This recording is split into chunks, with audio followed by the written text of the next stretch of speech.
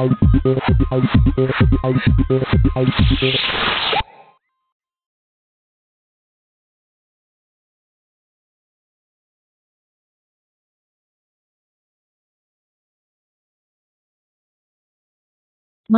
Zendeling Tukang. Kita telah melihat bagaimana NZG Nederlands Zendelinggenotschap garis bawah Perhimpunan Para Utusan Belanda, sesudah menerima laporan yang mengharukan dari Zendeling SD van der Velde van Kapellen mengenai perjalanannya di Pulau-Pulau Sangi, mempertimbangkan dengan sungguh-sungguh untuk menerima pulau-pulau ini menjadi wilayah kerjanya, tetapi tidak terlaksananya rencana ini disebabkan karena ada pihak lain yang hendak menanggulangi kebutuhan rohani penduduk ini. Dari manakah datangnya pertolongan yang tak disangka ini? Kunjungan Pendeta O.G. Heldring. Untuk menjawab pertanyaan ini, maka haruslah kita singgah di rumah pastori di Hemen, sebuah desa kecil di Betuwe, Belanda. Dahulu diam di sini Des. Otto Gerhard Heldring, pendiri yayasan Heldring di desa Zeten, yang sampai pada hari ini melanjutkan pekerjaannya, kasih terhadap dan usaha demi siapa yang hendak tenggelam ke dalam dosa, sesuai dengan maksudnya. Ia adalah orang yang berbakat dalam hal organisatoris dan praktis. Ia terbuka untuk melihat kebutuhan orang percaya di gerejanya, menolong mereka di Belanda yang mulai menjauhkan diri dari gereja, tetapi ratapan kesengsaraan dari dunia kafir tetap menjadi pergumulannya.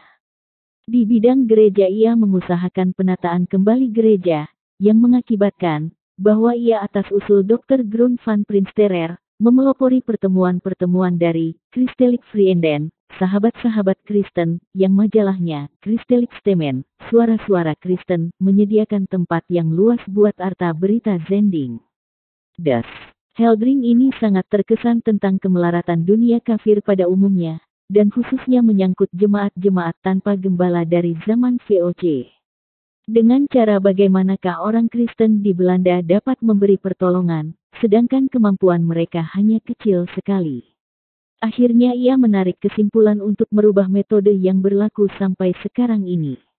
Paling cocok, menurut dia, mengkristenkan Hindia melalui penjajahan, akan tetapi pemerintah sangat berkeberatan dalam hal ini.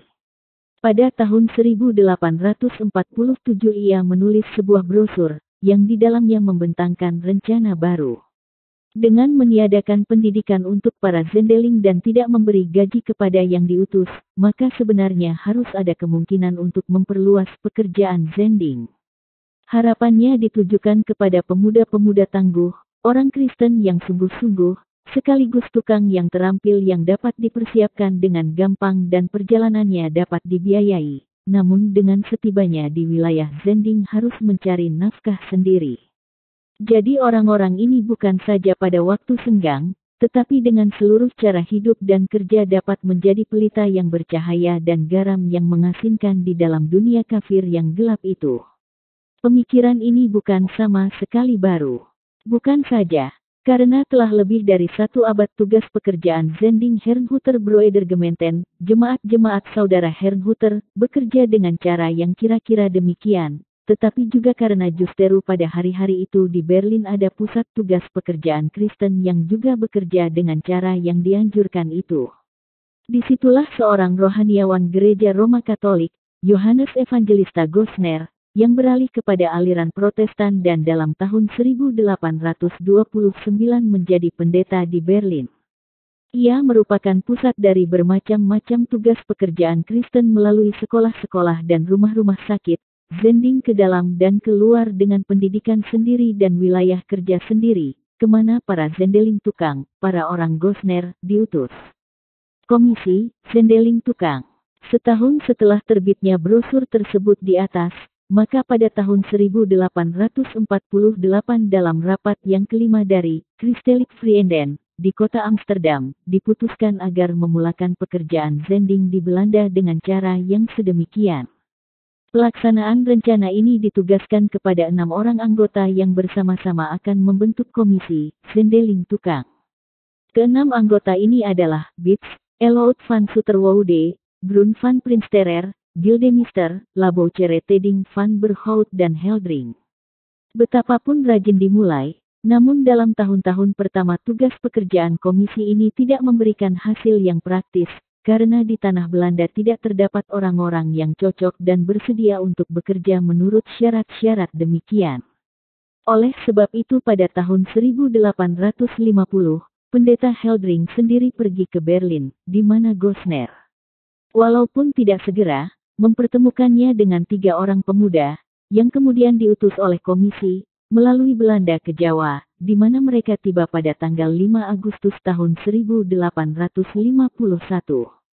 Demikian dimulailah tugas pekerjaan komisi Zendeling Tukang, yang dalam usianya yang begitu singkat, dari tahun-tahun 1848 sampai tahun 1858 telah mengutus tidak kurang dari 50 orang Zendeling Tukang, antara lain 29 orang ke Jawa, 2 orang ke Irian, 9 orang ke Pulau-Pulau Sangihe dan Talaut, 4 orang ke Makassar dan 1 orang ke Flores.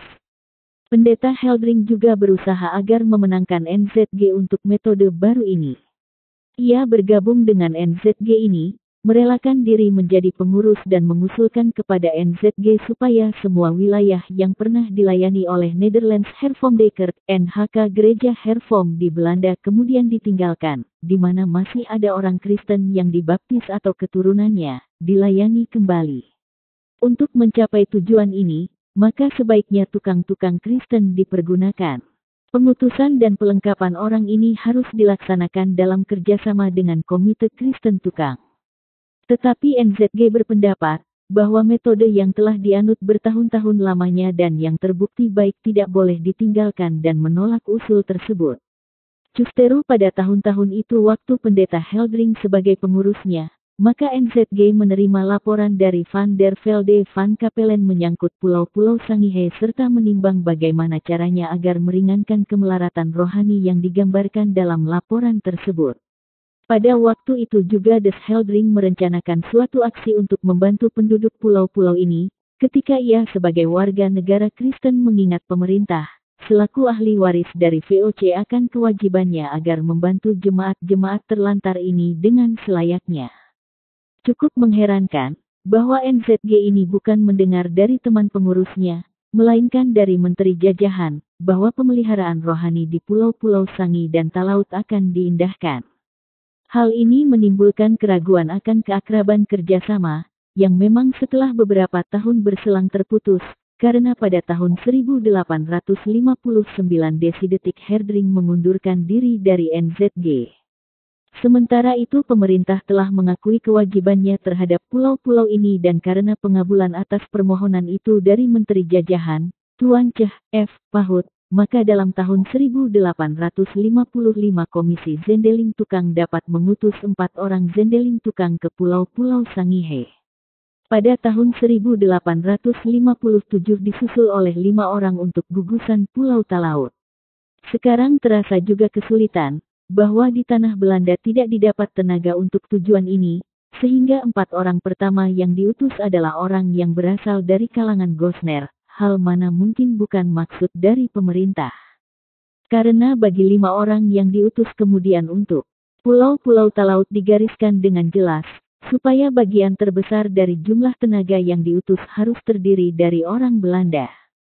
Penggarisan itu dapat dipenuhi, karena Des Witivin di desa Ermelo, desa Herrnhut Belanda, pada waktu itu telah menyerahkan 3 orang dari muridnya untuk tugas pekerjaan tersebut. Demikianlah Pulau-Pulau Sangihe dan Talaut, kira-kira 200 tahun sesudah para buah sulung mendapat baptisan menurut agama Roma Katolik, sekarang akan mendapatkan pemimpin-pemimpin rohani dari Eropa melalui 9 orang muda ini. Menarik sekali untuk menyelidiki kelanjutan hidup para pekerja Zending baru ini, karena keistimewaan kedudukan dan pengalaman hidup mereka. Mereka bukan Zendeling Tukang dalam arti sebenarnya.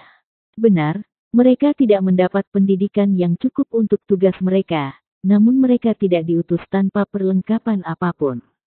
Karena pemerintah telah menjanjikan kepada rombongan Sangi, asal mereka sudah berada di Batavia, maksudnya, ongkos jalan dari Belanda ke Batavia tidak ditanggung oleh pemerintah. Catatan tim penerjemah menanggung ongkos jalan ke Manado, serta uang sejumlah 250 gulden sekaligus dan tunjangan sejumlah 500 gulden. Jumlah terakhir ini nanti dinaikkan setelah mereka selama bertahun-tahun cukup menderita. Rombongan ke Talaut malah mendapat ongkos jalan kelas 1 dan tunjangan sama dengan yang dijanjikan kepada para zendeling di Sangihe.